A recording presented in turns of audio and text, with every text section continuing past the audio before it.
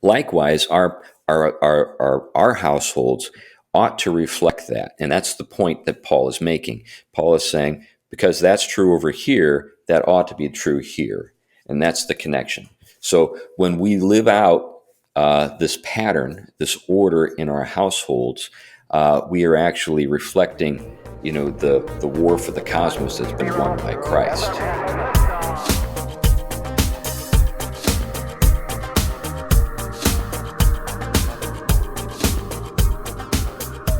Hey guys, welcome to another episode of Filter.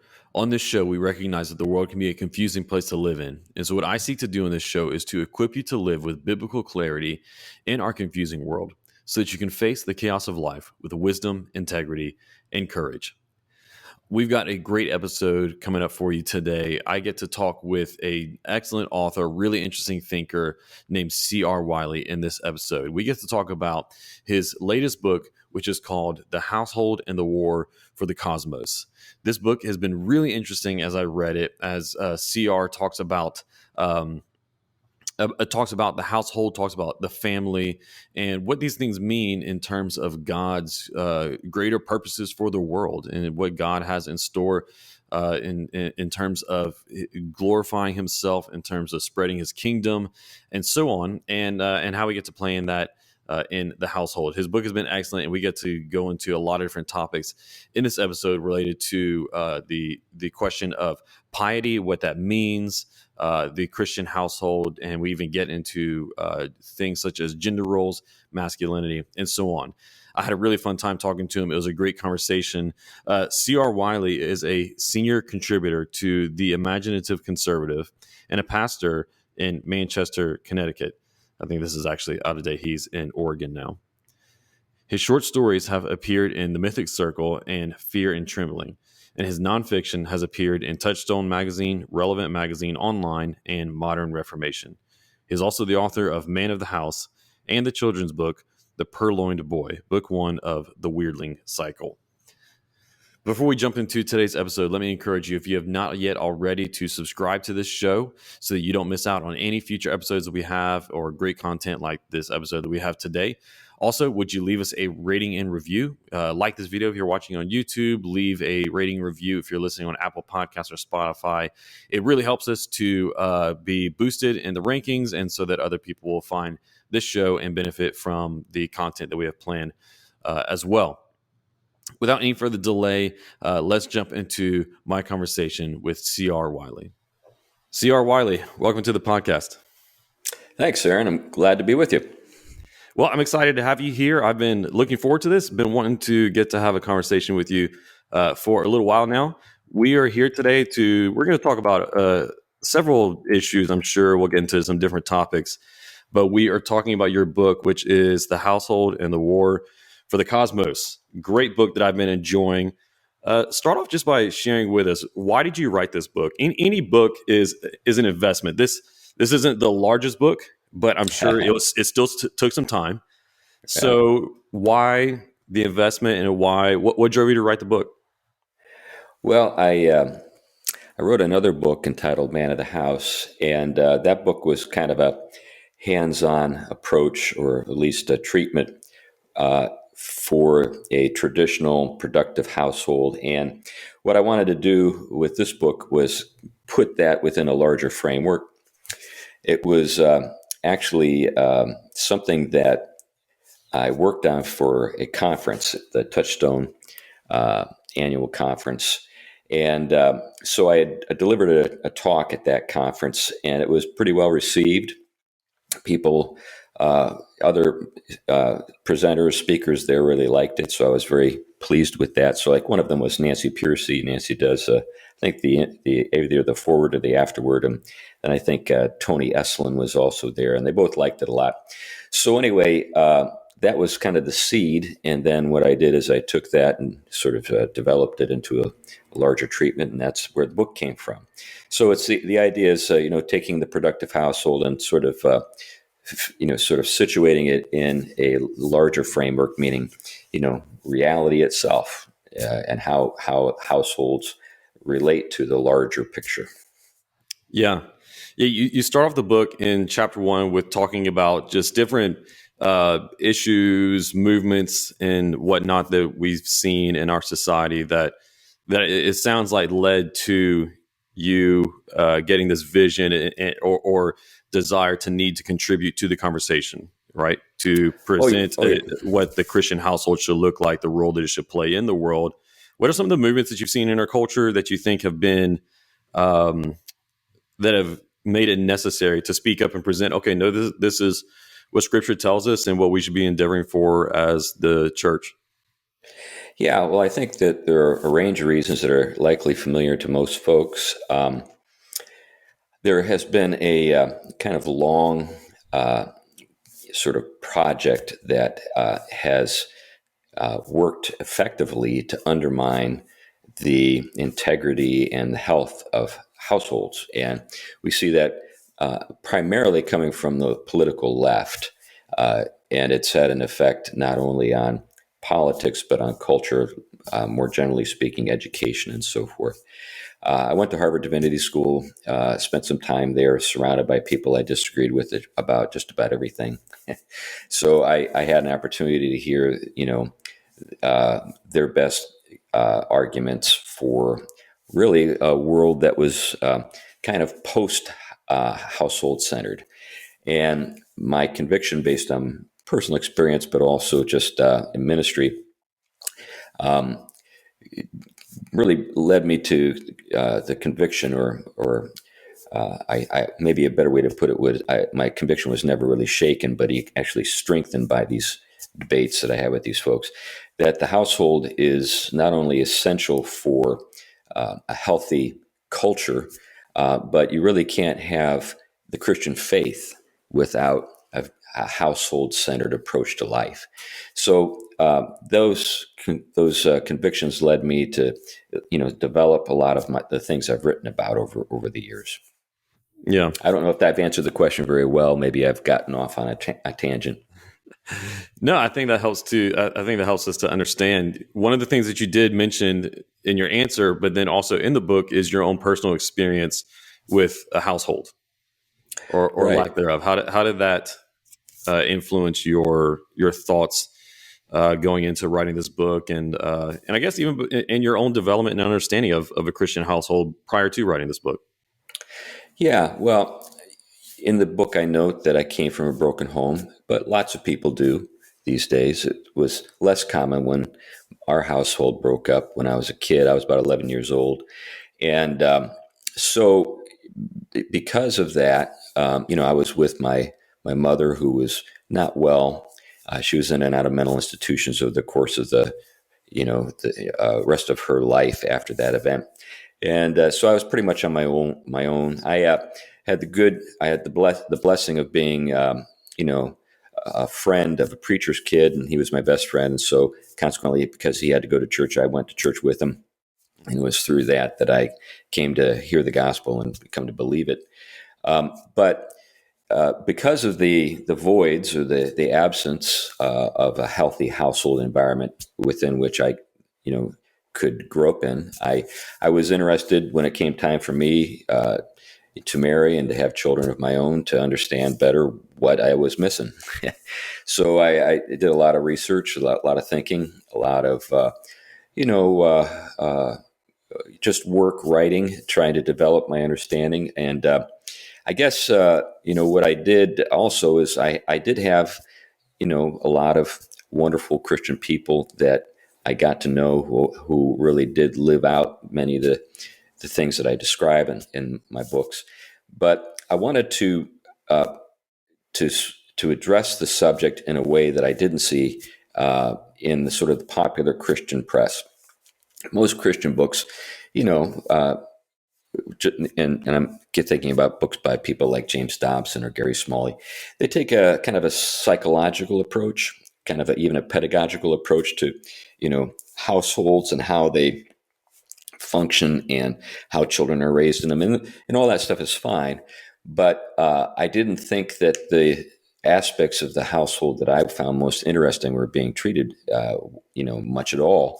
And having a background in philosophy, I taught philosophy at the college level for about a decade.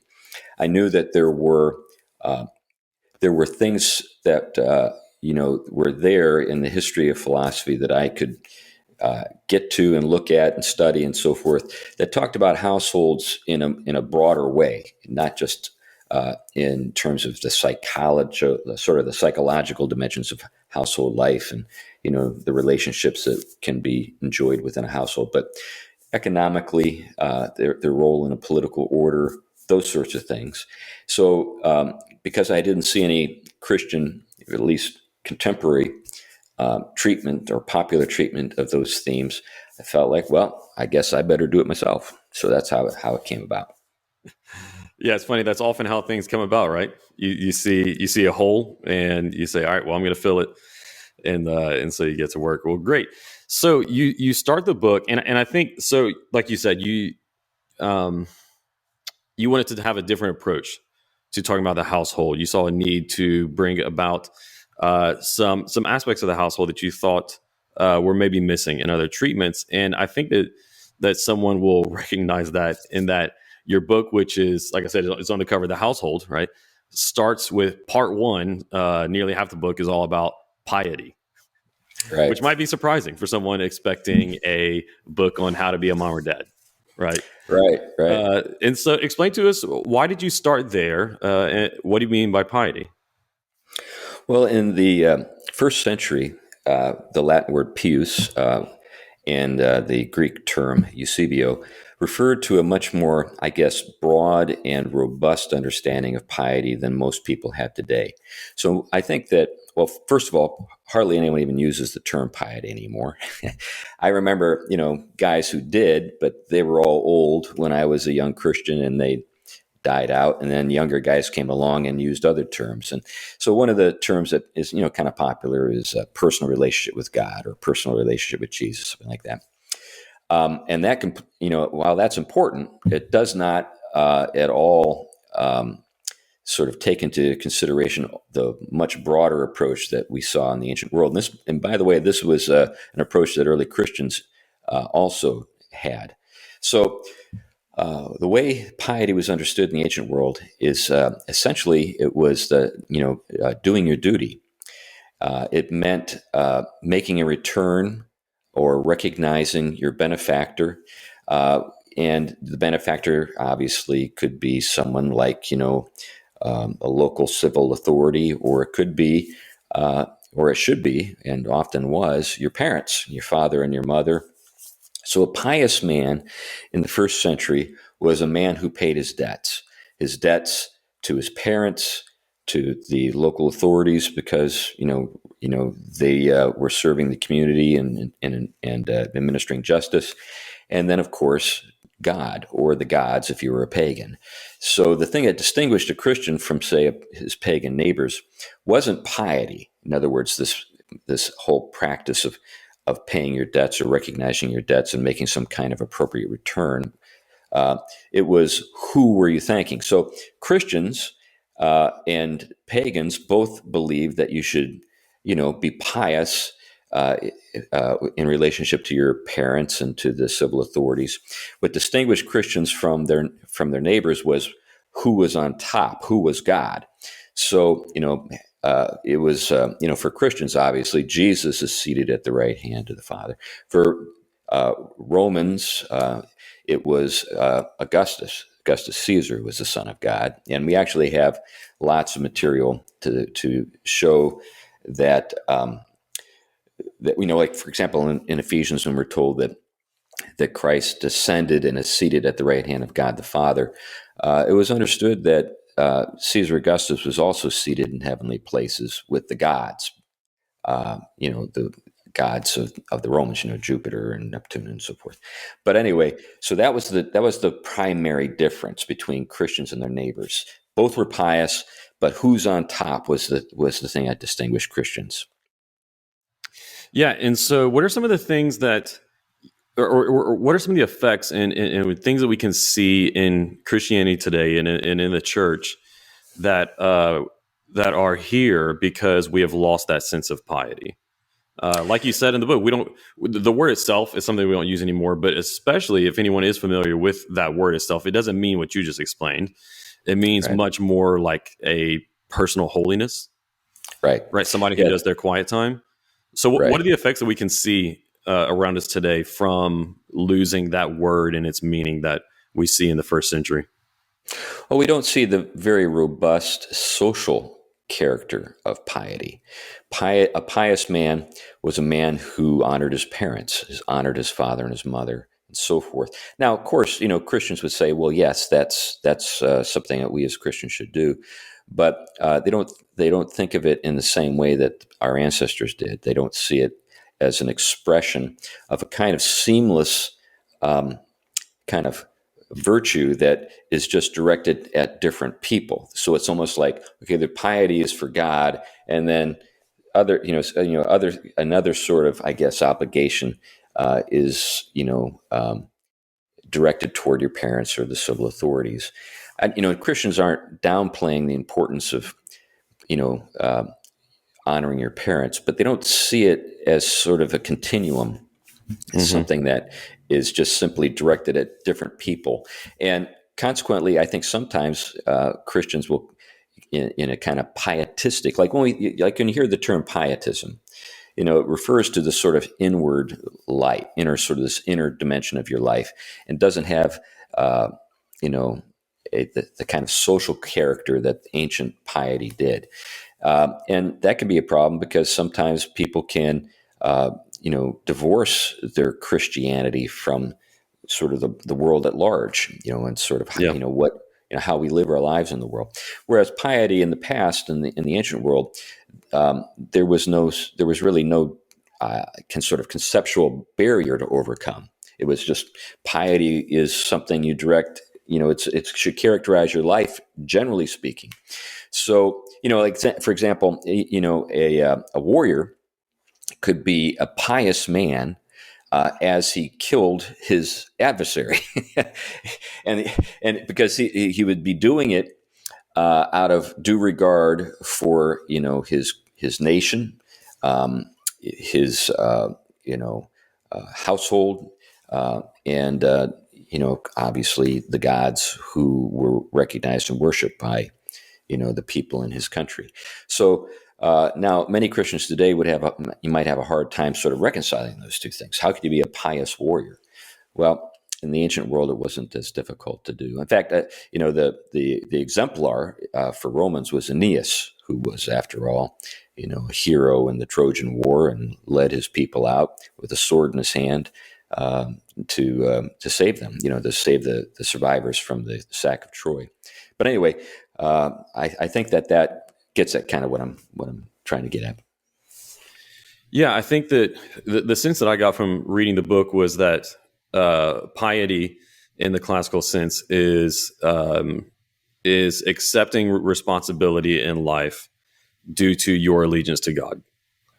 Right. Yeah, yeah. Ultimately, you've got your highest allegiance, but piety was something that would be required of even people who are maybe um, lacking in that dimension of their lives. So, a person who had due regard for his parents would be said to be pious in terms of how he regarded his parents or how he treated his parents. Now, of course, it should be true across the board. If you're pious, in terms of you're recognizing your debts to God, then you should also be pious with regard to the civil authorities and your parents and so forth.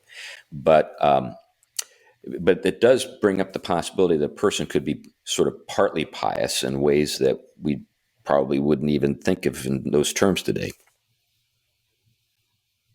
Interesting. What do you mean by that? Partly pious. Well, if you say, for example, you did your duty to your parents with regard to your parents, you'd be in the ancient world considered pious in that sphere of life. Whereas if you had neglected maybe bringing sacrifices to the temple, or you'd be declared impious in that dimension of your life. Okay. Okay. Yeah. So you can be inconsistent. Right. Yeah. Gotcha. Okay. Yeah.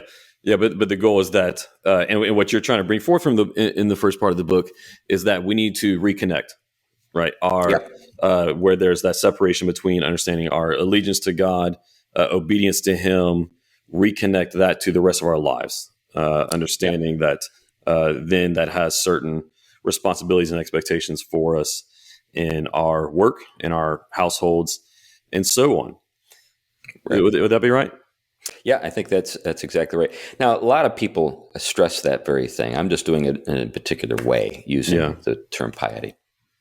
Yeah. So before we get into that, the connection of piety to the household, just to help people understand this even more, because I think there's really a lot. Even though, like I said, your book is relatively, a shorter read, which I'm not complaining about. I love short books, and, and the first part is small, but I think it's dense with a lot to unpack. With this idea of piety, because this classical sense of piety was certainly new to me. So that's why I want to talk about it just a little bit longer. So, what is, or can you tell us in day to day terms of life, right? What Right. does it look like in day to day life whenever a person, a man, or whoever else goes from not living piously or partially pious to living with piety in the sense that you were talking about and reviving this classical sense, just in day to day terms in real life, or if we were to see it spreading around us more today, what would it start to look like? Well, I think it would kind of move outward in a kind of concentric pattern. I think the image that the Romans used is useful in this regard. So, the image that the Romans used was the image of Aeneas. So, when Troy was burning and was about to be completely lost, um, Aeneas, who was a Trojan, went back to his house to help his family, save his family, and he found his father there and his wife and his son, and the his father can't walk. His father is crippled. So he has to carry his father on his back out of the city. So the picture is of a warrior in the prime of life carrying his aged father on his back. And then in one of his hands, he's holding his son's hand. And then in the other hand, he's got his sword. And then his wife is following behind Creusa. So Romans took that image and put it on their coinage. So it was very common in the first century to see a picture of Aeneas with his father on his back and the word Pious for piety.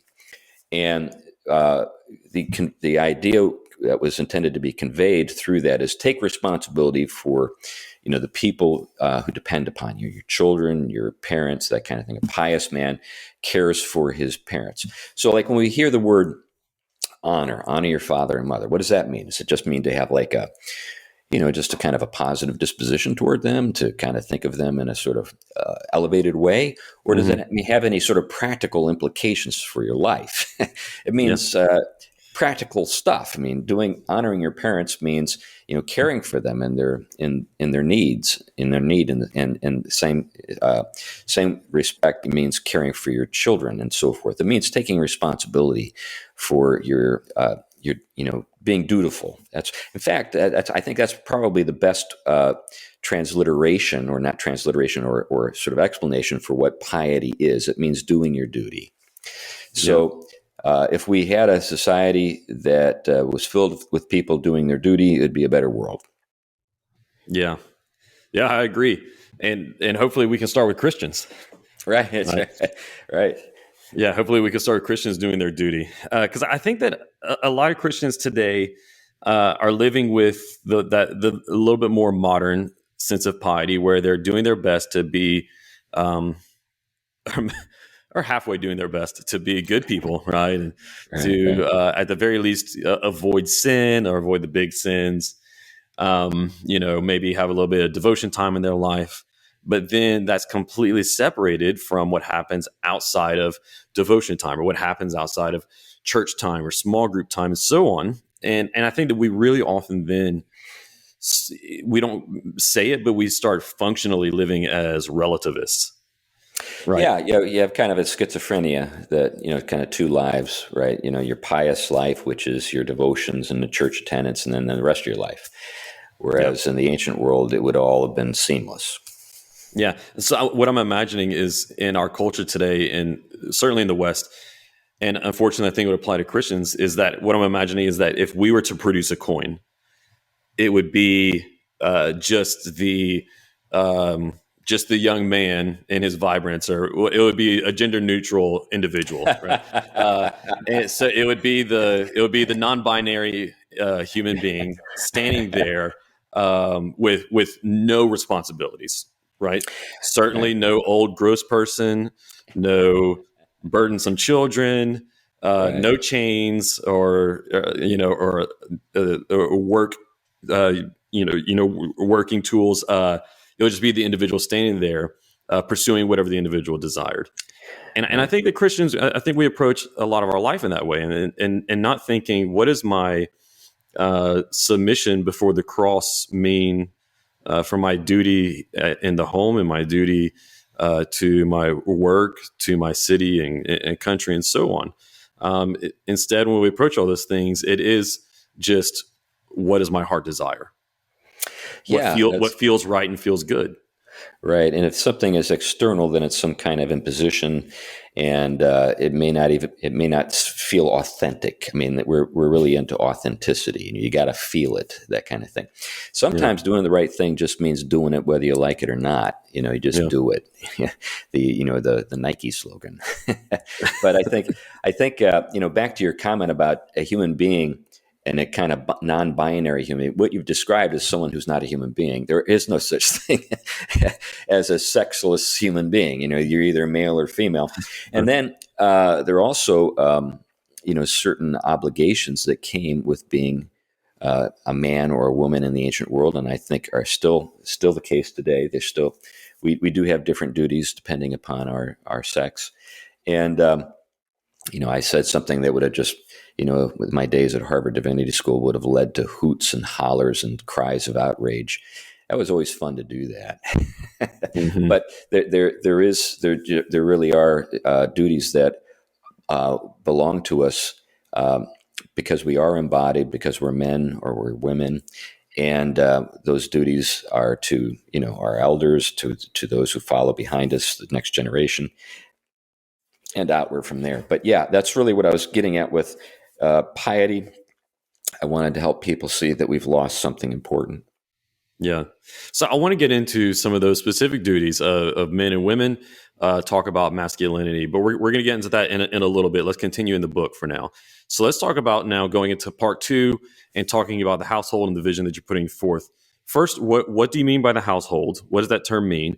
And then what is your vision that you're putting forward in this book for the household and its role in the war for the cosmos? Because if it's not obvious already, Chris, you're a guy that likes old words, and so Yeah, I think one of the unique parts of your book, not just that it starts with piety, but that it even uses the word household in the right, title. As I was reflecting on this and reading, I was thinking, even the word household isn't something that I hear that often anymore. So right. whenever you talk about the household, what does that mean? And then what is its role in the war for the cosmos? Well, there are words that we generally assume are synonymous, but are actually distinct. I don't actually believe that there are synonyms in the world. I think if you had a genuine synonym, then you've got a redundancy. So if two words mean the exact same thing, you've got more words than you need. So every word has a sort of subtle nuance that justifies its continued use. So, like when we use the word family, we're talking about familial. We're talking about some kind of biological relation. Now, how does that relate to households? Well, often in households, you do have people who are biologically related and who are on familiar terms with each other because they're with each other a lot. But a household is more kind of a way of thinking about a structure, and it could be understood to be a physical thing. When we say, well, look at that house over there. We're often talking about a physical thing, but we've always used the word house to be, something, or a word that could refer to something broader than the physical structure. And what we're getting at when we use the word house in that way, is we're talking about a different kind of structure. So, like we say, a royal household. What we're talking about is a set of institutions within a in a society that for governance. So a ruling house is a house that, yes, is got a family in it.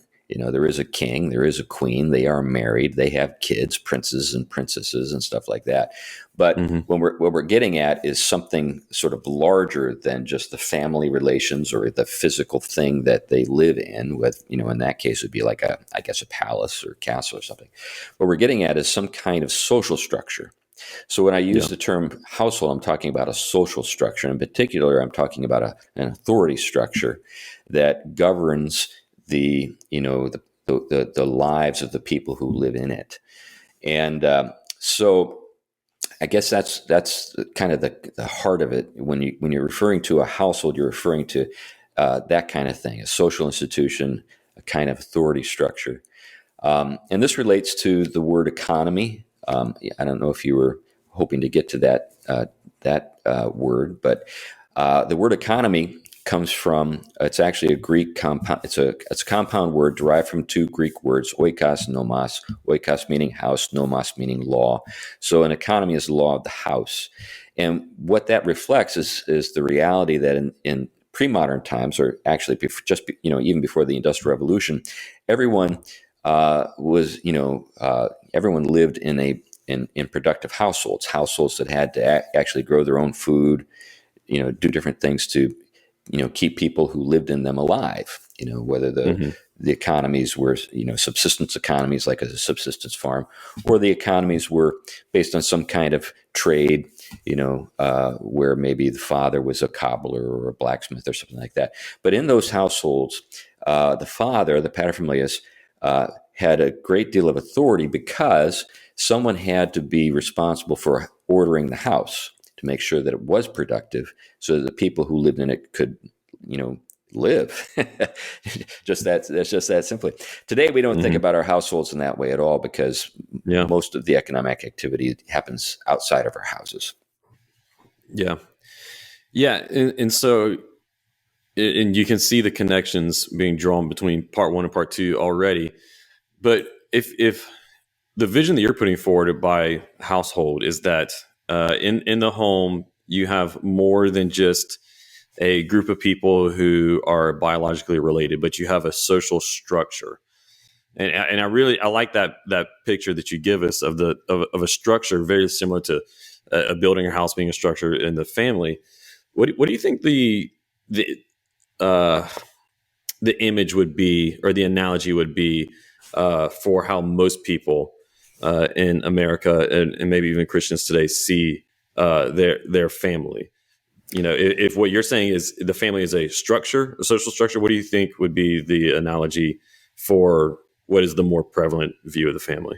Well, I think people think of their households as kind of recreational centers, and I think they think of their families as just kind of a group of people who are fond of each other. you know, that's kind of it. Love makes a family. You've seen that bumper sticker. Hmm.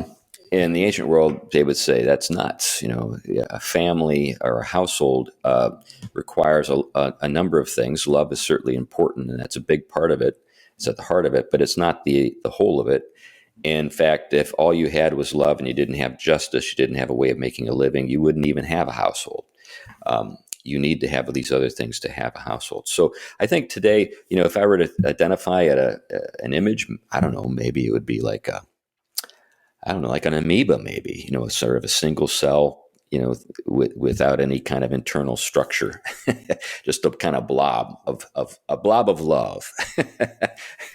And maybe love understood there as being warm feelings. We're just kind of like, you know, Hmm. luxuriating in this warm goo that we call love. Yeah, yeah. Warm feelings with no obligation. Right. That's definitely our culture's current definition of love. Yep. Yeah. So the vision that you're putting forward here is productive households, right? These social structures that have their own internal economy. So for people who are listening, and this is a very new idea for them, which I assume is going to be nearly 100% of the people listening, unless they've already read your book. Just draw that out and explain that a little bit more in what that looks like in life for your average family, where you've got a mom and dad who are working, or maybe a dad who's working and mom at home with the kids. How is this different, and how can those families start to look more like the kind of household that you're talking about here? Yeah, I think that the thing that can help people is just thinking about whether or not their households are productive. So, if a household is merely a recreation center, then there's really not much need for authority. I mean, maybe the authority that uh, can still be reconciled or sort of practice in that kind of household has to do with, very sort of simple kind of low order things like don't steal the pizza from your brother's plate, stuff like that. And that's great. I mean, that's important Uh-huh. that your kids don't whack each other on the head and do stuff to each other.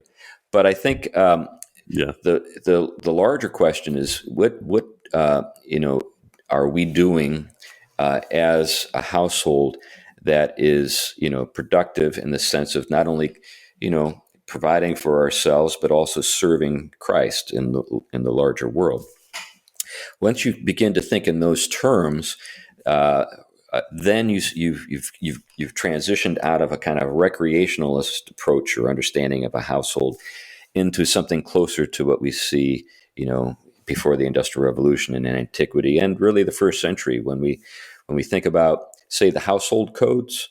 In like Ephesians and Colossians, a lot of Christians don't even read those codes anymore, or they're just completely offended by them, and they do almost no work in when it comes to trying to understand them on their own terms. They just more or less assume that the way things worked in antiquity is there were a bunch of chauvinists, who just liked pushing everybody around, and they pushed their wives around, and they pushed their kids around, and they just were control freaks, as if uh, that's adequate, in terms of understanding the household codes.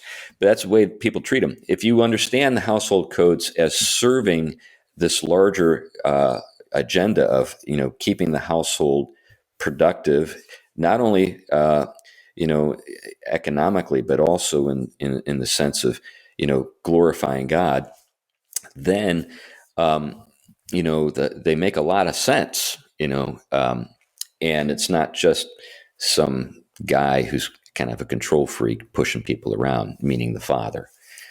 Yeah. So Hmm. anyway, if you start to think about, are we being productive? What are we doing as a household that not only cares for ourselves but glorifies God in the world? Then everything changes, or at least I hope it Yeah, will. and that's a very different. Yeah, and that's a very different picture than what you're talking about before, seeing the household as a recreational center, Right, or seeing it as a leisure center, right? Where the household, the home is just where you come to decompress from your long day at work, try to keep the kids somewhat sane and get them to bed so that you can chill out, right?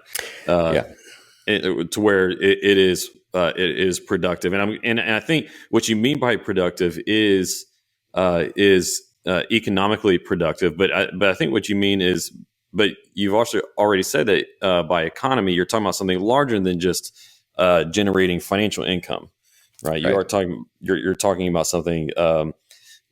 We're talking about raising up children.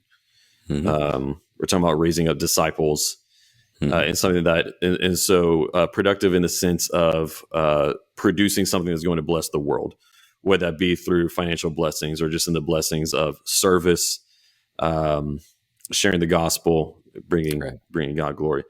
Yeah, right. and so I think people, as we're starting to grasp this, can already start to see. Okay, so start to see and understand what you mean by the household and its place in the war for the cosmos. If we Right. start reading those sections of Ephesians and Colossians that you referred to and applying them to our lives, how is that going to change our households, and what is their place in the war for the cosmos? How does it fit into the big picture when we start applying those scriptures to our households? Yeah, I think that the thing to keep in mind when we talk about the cosmos is that the word cosmos doesn't mean generally the way, what we mean by the word today when we use it. So today, when we think about the word cosmos, or we hear the word cosmos, we think about outer space or something like that, Hmm. because of pop science and that kind of thing. But the word cosmos just means order. In fact, many of the places where we see the word world in English in our English Bibles, it's actually the word cosmos that's been translated into the word world, Yeah. which is unfortunate because we generally think about a world as just simply a place where we are. We don't think about it as an order. We just say, well, it's just a place, topos. So when we see the word cosmos used in the New Testament, it's being used in this larger sense. There's an order. So God has a household, and that household, the household of God, uh, is the household within which Christ and the church are united. So in Ephesians, especially, we see Paul make that connection. He says, husbands, love your wives as Christ loved the church, right? So in some sense, our houses then, Paul is telling us, are microcosms. They're little versions of the big picture. The big picture is the Hmm. cosmos, and there's an end of the world, and the end of the world is this. We see it in Revelation, and we see the marriage supper of the Lamb. We see the union of Christ and the church, and when that occurs, then all the things that Christ has secured for the church become the churches. Just like in a marriage, when a woman and a man are united in marriage, they have a common life and a common wealth. If she comes into the marriage with $1 million of debt, and the husband has got $1 million, guess what? They're at zero because his wealth has just taken you to like zero. Now, of course, the marriage that Christ and the church have is much better for the church than that. I mean, what the church receives is eternal life, glory, you know, uh, authority. All the things that belong to Christ are conveyed to the church because of that union. Likewise, our households ought to reflect that, and that's the point that Paul is making. Paul is saying, because that's true over here, that ought to be true here, and that's the connection. So when we live out this pattern, this order in our households, we are actually reflecting, the war for the cosmos that's been won by Christ, right?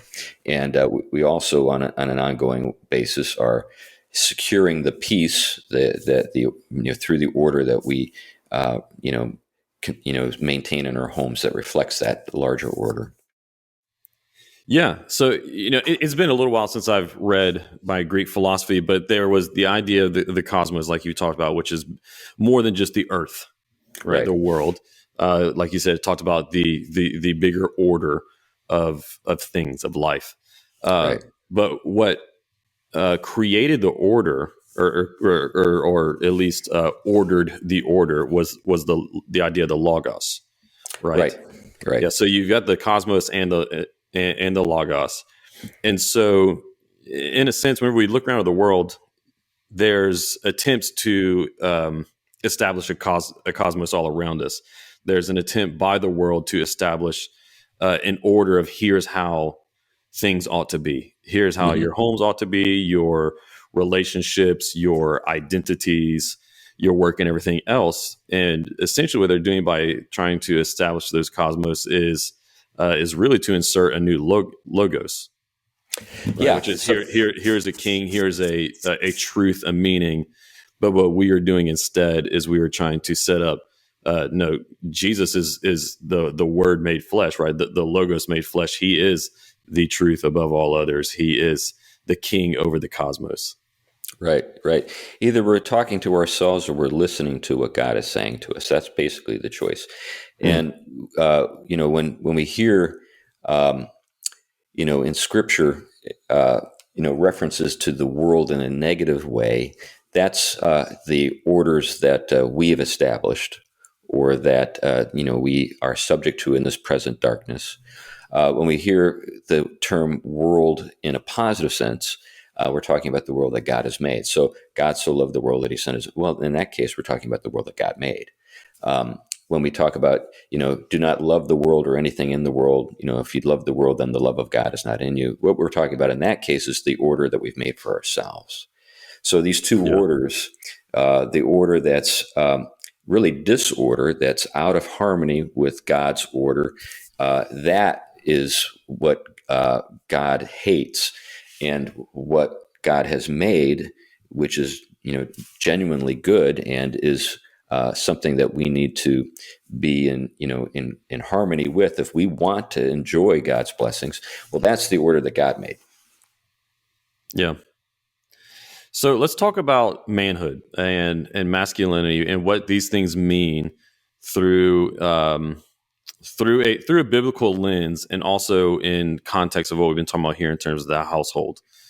What is manhood? Your one of your other books is titled "Man of the House." Right. So I'm sure you have some ideas on what manhood means in terms of the household and the responsibilities, duties of men today. So can you help explain those to us? Yeah, well, I think that the place to begin with is just in some kind of basic truths. One of those truths is that human beings are made as either male or female, and that there are certain things that that correlate to those two sexes. So women obviously bear children, or can. Of course, there are women who wish they could or can't. And can't. But what we're talking about here is sort of the fundamental realities of biology, and there are certain things that follow when it comes to these realities. So there are, in these differences, a sense in which it requires, two to bear children. Obviously, men have a different role in the whole process of conceiving children. But the roles, I think, are fundamentally oriented toward glorifying God through the bringing into the world of new people who are made in the image of God. So the image of God being multiplied, and there are ways in which women are involved in that process, and there are ways that men are involved in that process, and bringing children into the world and raising them is a long and very involved process. And so there are things that fathers are called to do. There are things that mothers are called to do, and these things are bound up with just kind of the biological facts on the ground. So when it comes to what are men made for, well, men are made to be united to women, and they're made to be fathers to children. And I think those are the primary sort of places in which, when we reflect upon what does it mean to be a man, what does it mean to be masculine, that we can meaningfully, come to our conclusions about what it means to be a man. So, with those things in mind, when it comes to establishing a household, that book that I wrote, Man of the House, gets into ways in which men, with their wives, establish households, and this carries over into other institutions in society. But anyway, that I hope that maybe gets us off on the right foot. Absolutely. You talked earlier about how whenever you were in your classes at Harvard Divinity School, you could bring up this idea that that there is a true ontological difference in being male and female, and that this comes along with different roles, purposes, and competencies, even, and that this caused a big uproar. Sure. I'm not saying you're old, but that was a while back. Now I think we're all in the Harvard Divinity classroom. That's right. That's right. We're just saying that in any given setting, maybe outside of a Texas barbecue joint, you're going to get clobbered. Right. And even in the church, right? Even in the conversations among the evangelical church, this is quite a fierce debate, I guess we could say, or heated conversation. The biggest podcast in the Christian world right now is The Rise and Fall of Mars Hill. Right, and right, that's right. these questions of gender roles and of masculinity is a certainly a recurring theme in it because of Driscoll's ministry, And I was just listening to the latest episode this morning, and the host Mike Cosper. The show overall, I think, is excellent. There's a lot of stuff to learn from it, but I do have some criticisms. But anyway, in the episode that I was listening to this morning, he was describing the difference between Mark Driscoll and Josh Harris, and he was saying, these two men couldn't be more different or polar opposites. And he started out by explaining, he said they could be more polar opposites. One had a ministry that emphasized masculinity. The other had a ministry that emphasized personal holiness.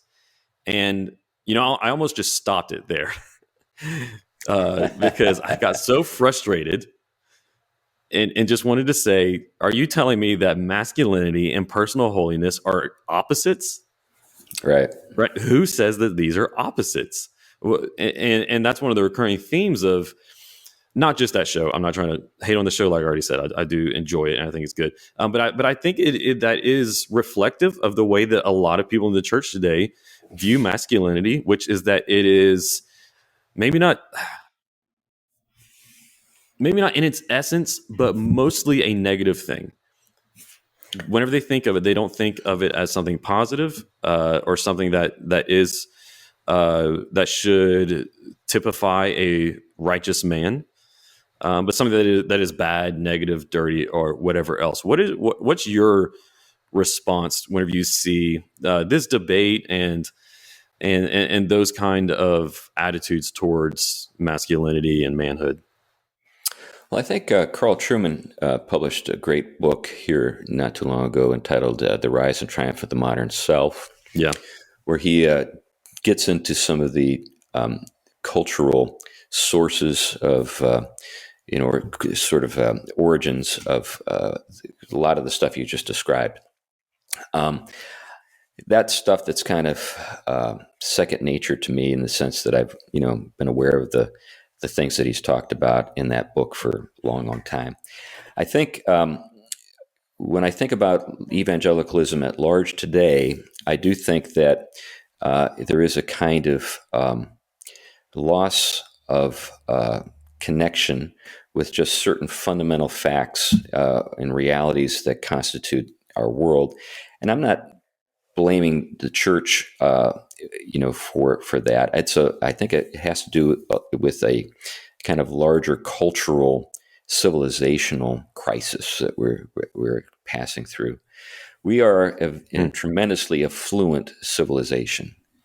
And we are buffered from many realities that we would not have been buffered from in the past. So when a person describes masculinity as somehow toxic, well, that tells me that person is living probably in an environment in which the obvious goods that sort of come from a masculine sort of approach to things, having masculine men nearby and present to serve the community has been lost on the person or the people.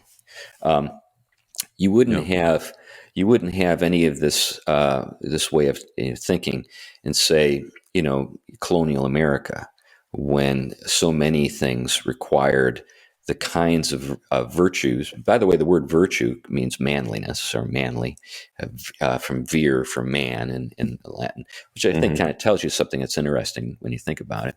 So what we had is a world for the longest time in which all these things were pretty self-evident. Women didn't say ridiculous things like a woman needs a man like a fish needs a bicycle. I don't know if you've ever come across that one, but it's one that I've heard on more than one occasion. And my thought is, well, women are not fish and men are not bicycles. And the only a person who lives in the kind of comfortable bubble that you apparently live in could even think in these terms. Now, people might say, well, that's the world we live in. We don't need men anymore. Well, I'm not entirely convinced that that's the case. In fact, I think you take far too much for granted. You probably live in a little cubicle. You probably have a very safe, secure existence. and you don't even recognize all the guys in the yellow vests who make the road, that you drive down every day, and what is it, what do we expect of those guys? And by the way, 8% of them are male, except for the people who are holding up the stop signs, you know, and there are reasons for this. Yeah. And, Yeah. pointing this kind of stuff out, and people for whom, their only experience with the physical world is mediated through television shows and stuff like that. They just, they're just out of touch with reality. So yes, I agree with you. There are a lot of people who think in these terms. But I think in large part it has to do with the fact that they don't actually have any real kind of grounding in the physical world. Anyway, concerning masculinity in terms of, is it positive, negative? I can just, if we're going to be talking about lived experience, I could say that in my own life, masculine men were very important to my development and to my mental health when I was younger. So, anyway, Yeah. Yeah, and I think that that masculine men are important to the development of every little boy and little girl. oh yeah, definitely, yeah, Just like a strong feminine female, right? yeah, yeah, They need both, and I see that in my own children. mm-hmm. Right, anyone who's fortunate to raise children with a God fearing spouse gets to see that. Right, Yep. just the flourishing and different needs that are met by the father and the mother to those children. And so, and I agree with you. It makes me very, very, very sad, sometimes frustrated, whether that's good or bad, to see the attacks on masculinity, like you talked about. And by the Jesus way, and John Wayne. yeah, The, yeah, I have a good friend who wrote a kind of response to that book, Jesus and John Wade, Stephen Wolfe. It was in First Things, their okay, online edition, but. And Stephen brings this very thing out that what we're talking about here is an upper middle class outlook, and it's out of touch with certain just basic realities. But yeah, I think Christianity today, like so many of our sort of elite evangelical institutions, are largely out of touch with kind of fundamental realities. Um, I haven't read Christianity Today in 20 years. Just to be honest with you, there's nothing that it publishes that interests me. And whenever I pick the thing up, it strikes me as some kind of, I don't know, church products catalog with a few articles sprinkled in that are all intended to make everybody happy. And, anyway, I'm not a fan. yeah.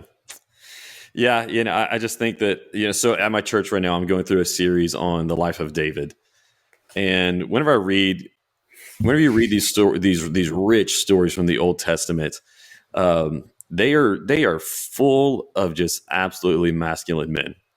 Oh yeah. Yeah. And one of the foremost ones being King David himself, who was described as the man after God's own heart. Right. And this past Sunday, I was preaching on 1 Samuel 23, whenever David goes and rescues the city Keilah from attack by the Philistines. And as I'm preaching it, it hits me that this is like a John Wayne movie. Right? It Right. literally it's Right. a group of, because they're outlaws. It's a group Right. of outlaws who swoop in to save a helpless, vulnerable town from a menacing threat. Right? Yeah. I mean, Yeah. that is like almost every Western movie plot right there in Yeah. Scripture. And Magnificent it, Seven, right there. yeah, yeah, so many of them, and then whenever you look at Jesus himself, we forget that he was the one who drove out the money changers and who was courageous enough and bold enough to face down the religious and political elites of his time, and so I think a part of it too is just I think people maybe start reading Scripture with these very colored lenses that filter all those things out. Yeah, I think that's true. I also think that what we're passing through or experiencing now in our culture at this moment is not unprecedented. Throughout the history of the world, decadent civilizations are characterized by these outlooks and attitudes. We can look at particular, thinkers, people like Rousseau or, Derrida or whomever in our own time. My conviction, though, is that they're more or less um, creating an apologetic for something that was going sort of trending anyway. And if we look at different periods of time in the course of human history, when you have a civilization that moves into to a decadent phase, all the things that we're seeing in our society characterize that those societies at that time, effeminacy and so on, Hmm. kind of over cultured, and it's just a lot of things like that. But anyway, so I don't think. By the way, a good resource on this very subject. I don't know if you're familiar with her, and I'm not recommending any. I'm not endorsing everything she says, but she's got a very, I think, sane and sort of insightful sort of critique of all this stuff, and that's Camille Paglia. Mm-hmm. She's Uh, very interesting. yeah, she's a lesbian and she's an atheist. But when it Hmm. comes to decadence, there's nobody better at helping you understand what's going on. And Really? she Okay. is, I haven't heard her on that topic. well, just in general, when we talk about sort of, the phase of civilization, like she's, transgenderism, for example, she can tell you about how transgenderism characterizes a civilization at the phase that we're in every single time. It's not, we've got some new terms for it. We've got some ways to sort of explain it and apologize for it, but it's something that characterizes civilizations that are in the phase that we're in. Anyway, just one example. Yeah. Okay. Well, we're getting short on time, so let me finish with this. If we are in a predictable phase of a decadent society, what comes next, and what does that mean for the church? What's our opportunity? Yeah, I think what's next is preparing for the next world. So, like the subtitle of my book, "Man of the House," is how to build a shelter in a world that's falling apart. I think everybody feels it. It's not, I think, news that there are. In fact, I think the level of anxiety that many people feel with regard to the stability and health of our civilization is felt almost universally. Doesn't matter what your political background is or what your strategy is for dealing with it. It doesn't mean you have to be a prepper, but I just think that this sense of dis-ease, that something wrong here, and it's wrong in a pretty fundamental way, is something that just about everybody senses. And then the question is well, what's next? Well, if history is a guide, well, there's a fairly predictable, what's next, and that's the dissolution of what we currently live in. Now, it could take a long time. It could be very short. I don't know, but I think we ought to give ourselves over to building the next world.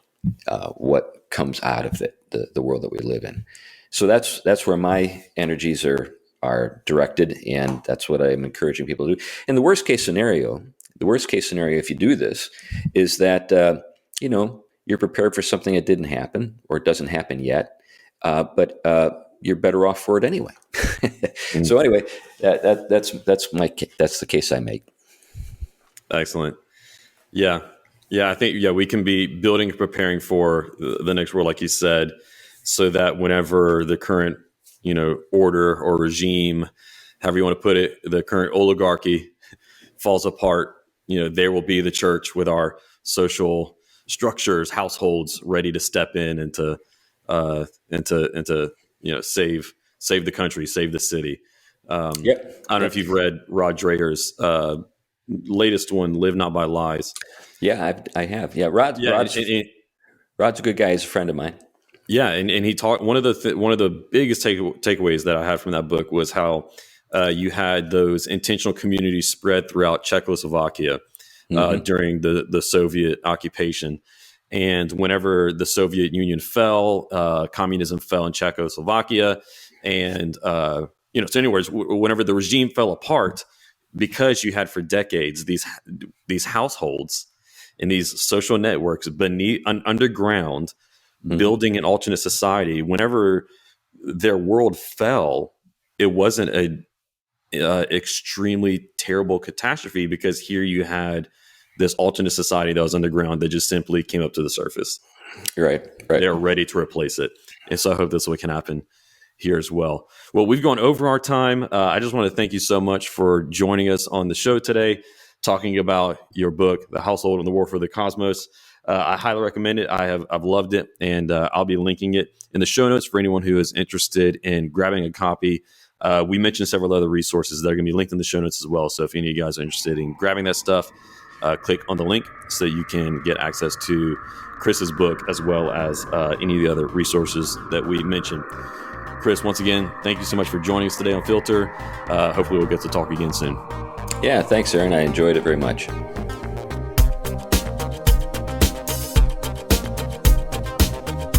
Thanks for listening. I hope this episode provided you with biblical clarity to live with confidence in our confusing world.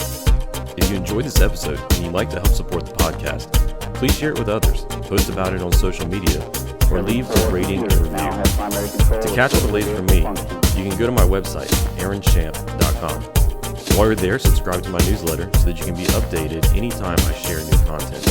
You can also follow me on Facebook, Instagram, and Twitter at Aaron M. Champ.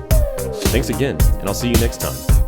Until then, hold fast to the aim.